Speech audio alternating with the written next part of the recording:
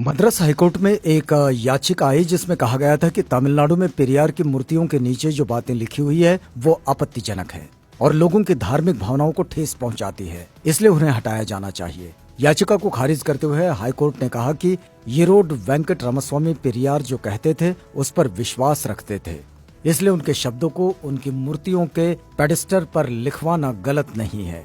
पेरियार की मूर्तियों के नीचे लिखा था, ईश्वर नहीं है और ईश्वर बिल्कुल नहीं है। जिसने ईश्वर को रचा वो बेवकूफ है, जो ईश्वर का प्रचार करता है वो दुष्ट है और जो ईश्वर की पूजा करता है वो बर्बर है। ग्रेट पेरियर नायकर के ईश्वर से सवाल। पहला सवाल, क्या तुम कायर हो जो हमेशा छिपे रहते हो, कभी किसी के सामने नहीं आते? दूसरा सवाल, क्या तुम खुशामद परस्त हो जो लोगों से दिन रात पूजा अर्चना करवाते हो? तीसरा सवाल, क्या तुम हमेशा भूखे रहते हो जो लोगों से मिठाई, दूध, घी आदि लेते रहते हो? चौथा सवाल, क्या तुम मांसाहारी हो जो लोगों से निर्बल पशुओं के बलि मांगते हो? पांचवा सवाल, क्या तुम सोने के व्यापारी हो जो मंदिरों में लाखों टन सोना दबाए बैठे हो? छठा सवाल, क्या तुम व्यभिचारी हो जो मंदिरों में देवदासियां रखते हो? सातवां सवाल, क्या तुम कमजोर हो जो हर रोज होने वाले बलात्कारों को नहीं रोक पाते? आठवां सवाल, क्या तुम मूर्ख हो जो विश्व के देशों में गरीबी, भूखमरी होते हुए भी अरबों रुपयों का अन्न, दूध, घी, तेल बिना खाए ही नदी नालों में बहा देते हो? नौवां सवाल, क्या तुम बहरे हो जो बेवजह मरते हुए आदमी, बलात्कार होती हुई मासूमों की आवाज नहीं सुन पाते? 10वां सवाल, क्या तुम अंधे हो जो रोज अपराध होते हुए नहीं देख पाते?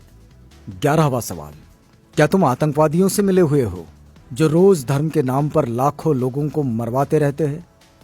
12वां सवाल, क्या तुम आतंकवादी हो जो ये चाहते हो कि लोग तुमसे डर कर रहें? 13वां सवाल, क्या तुम गूंगे हो जो एक शब्द भी नहीं बोल पाते लेकिन करोड़ों लोग तुमसे लाखों सवाल पूछते हैं?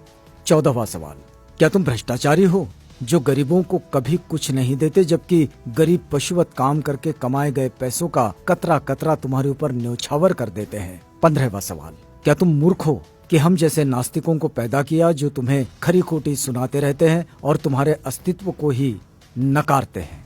5 मिनट का समय निकालकर जरूर पढ़ो भगवान के कारनामे। नास्तिक होना कोई आसान नहीं। कोई भी नासमझ इंसान ईश्वर के अस्तित्व को मानकर फ्री हो जाता है, उसके लिए उसे बुद्धि की जरूरत नहीं होती, लेकिन नास्तिक होने के लिए दृढ़ विश्वास और साहस की जरूरत होती है। ऐसी योग्यता उन लोगों के पास होती है जिनके पास प्रखर तर्क बुद्धि होती है। अंधश्रद्धा ऐसा केमिकल है जो इंसान को मूर्ख बनाने में काम आता है। पेरियार ईवी रामास्वामी। आप देख सकते हैं हिंदू धर्म का विचित्र इतिहास।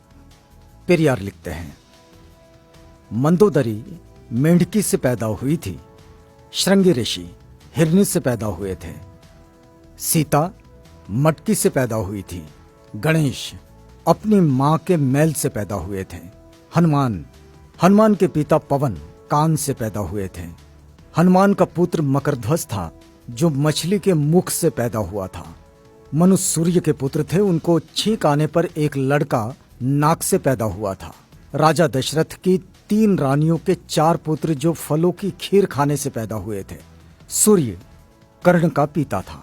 भला सूर्य संतान कैसे पैदा कर सकता है? वो तो आग का गोला है। ब्रह्मा ने तो 4 वर्ण यहां वहां से निकाले, हद है। अछूत का बनाया हुआ चमड़े का ढोल मंदिर में बजाने से मंदिर अपवित्र नहीं होता।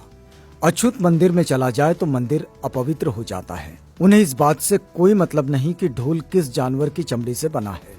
उनके लिए मरे हुए जानवर की चमड़ी पवित्र है पर जिंदा अछूत अपवित्र। लानत है ऐसे धर्म पर। बुद्धिजीवी प्रकाश डालें, दिमाग की बत्ती जलाओ, अंधविश्वास भगाओ। यदि पूजा पाठ करने से ही बुद्धि और शिक्षा आती तो पंडों की औलादें ही विश्व में वैज्ञानिक, डॉक्टर, इंजीनियर होते। वहम से बचो, अपने बच्चों को उच्च शिक्षा दिलवाओ क्योंकि शिक्षा से ही वैज्ञानिक, डॉक्टर, इंजीनियर और शासक बनते हैं, पूजा पाठ से नहीं। अतः वहम का कोई इलाज नहीं है और शिक्षा का कोई जवाब नहीं है। शिक्षित बनो, संगठित रहो, संघर्ष करो।